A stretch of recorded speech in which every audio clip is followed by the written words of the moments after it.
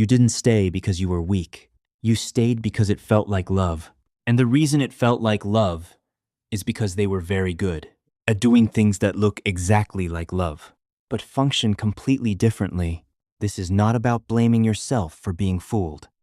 This is about understanding the specific 6 behaviors. Things that looked like love, felt like love, sounded like love, and were none of those things. Once you see them clearly, you stop calling it love, and you stop wondering why you couldn't leave something that was hurting you. 6 things, specific, concrete, and recognizable in your own relationship. Not theory, not labels, the exact behaviors, and what was actually happening underneath each one. Thing 1, love bombing. In the beginning, they gave you everything. Their attention was total. Their messages were constant. They remembered every small thing you mentioned. They made you feel like you were the most interesting person they had ever met. It felt like falling in love at a speed you had never experienced before. Like finally being truly seen by someone. Here's what was actually happening. Love bombing is not affection. It is installation. The goal is to create an emotional dependency before you have had time to evaluate whether this person is actually safe to depend on. They flooded you with warmth, attention, and validation. Not because they saw you clearly, but because they needed you, bonded to them before the mask came off. The speed was not a sign of how special the connection was. It was the mechanism. Because once you are dependent on someone for that level of attention, once your nervous system has adapted to that level of stimulation, the withdrawal of it becomes unbearable. And that withdrawal, which always comes, is what makes you stay. Not love. Dependency created before you had a chance to consent to it. Thing 2, mirroring. Early in the relationship, they seemed to be exactly what you needed. The same values, the same humor, the same wounds. They finished your sentences. They felt like the person you had always been looking for. This felt like compatibility, like recognition, like home. It was theater. Mirroring is the practice of reflecting back to you exactly what you want to see. A narcissist, in the early phase of a relationship, does not show you who they are. They study who you are, and they become that. They listen for what you value, what you have been hurt by before, what your ideal relationship looks like. And then they present themselves as the answer to every one of those things. The compatibility you felt was not coincidence. It was a construction. You were not falling in love with them. You were falling in love with a version of yourself, reflected back at you by someone who had no intention of maintaining that reflection once you were fully attached. Thing 3, playing the victim. At some point, they shared something painful with you.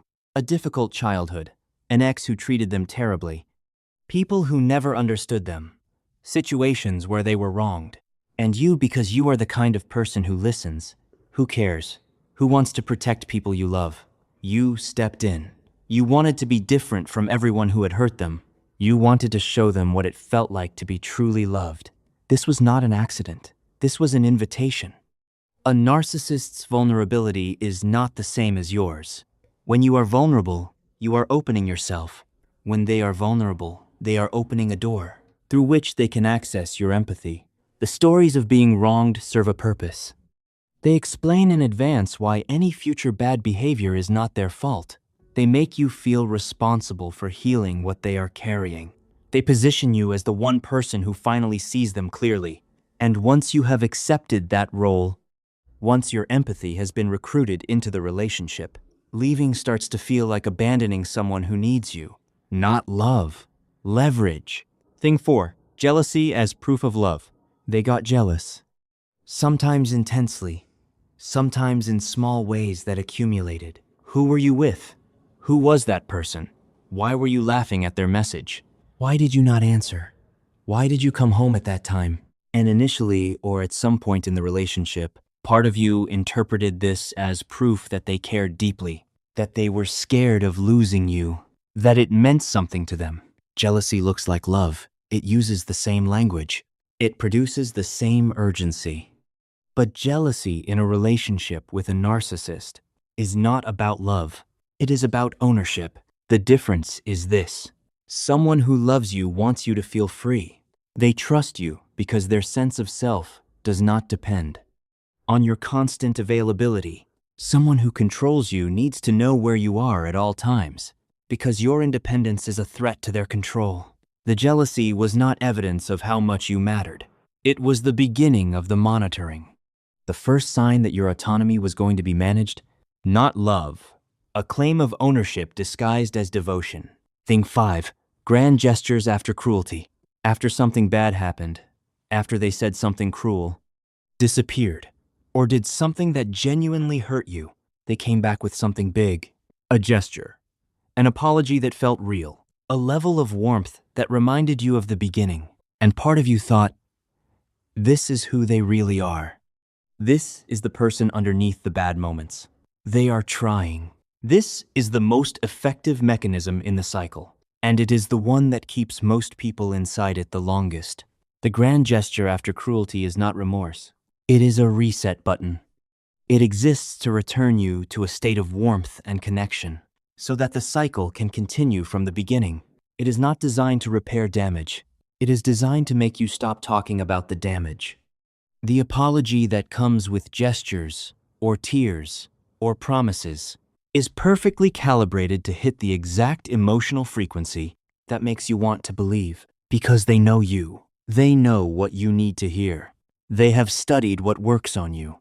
And they deploy it not when they feel genuine remorse, but when they need the relationship to restart. Before you have finished processing what happened.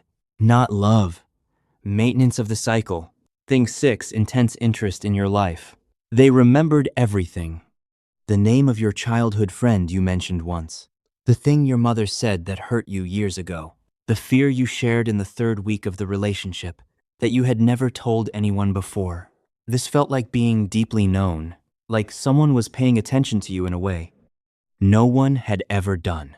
This is one of the most disorienting things to understand, because the attention was real. They were genuinely paying close attention, but not for the reason you thought.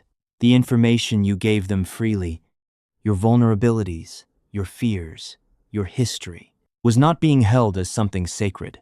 It was being cataloged. A narcissist learns you thoroughly, because knowing you thoroughly gives them leverage. Your childhood wound becomes the thing they reference when they want to make you feel small. Your old fear becomes the thing they activate when they need you to doubt yourself. The attention was not intimacy. It was reconnaissance.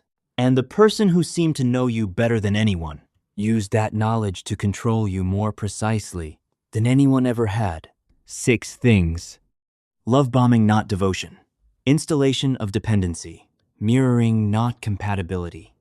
A reflection of who you needed them to be. Playing the victim, not vulnerability. Recruitment of your empathy. Jealousy, not caring. Ownership disguised as devotion. Grand gestures after cruelty, not remorse. A reset button. Intense interest in your life, not intimacy. Reconnaissance. None of these are love. And this matters not so you feel stupid for believing them, but because you now have the clearest possible answer to the question you have been asking yourself since it ended. Why did it feel so real? Because every single one of these behaviors was designed specifically to feel exactly like love, not by accident, by design. Which of the 6 did you recognize most clearly? Drop the number in the comments, just the number, because naming the specific thing that was done to you is the moment it stops being a feeling you cannot explain and starts being something you can actually see. And once you see it, you cannot unsee it.